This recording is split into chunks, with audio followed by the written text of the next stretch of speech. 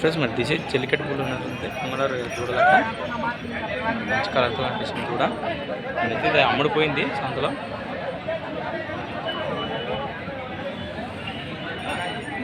ఇవా భలే ఉండదు చూడు, ఊబర్ మట్లే వృతులుగుతుంది. ఇదైతే అమ్ముడిపోయింది, కట్టేసేలారు. మరి ఎందుకు అమ్ముడిపోయిందో మనకైతే తెలియదు. మరి దీన్ని ఎవరో ఇంటిలో మీపినట్టున్నారు, కాళ్ళ గిట్ట చూస్తున్నారు.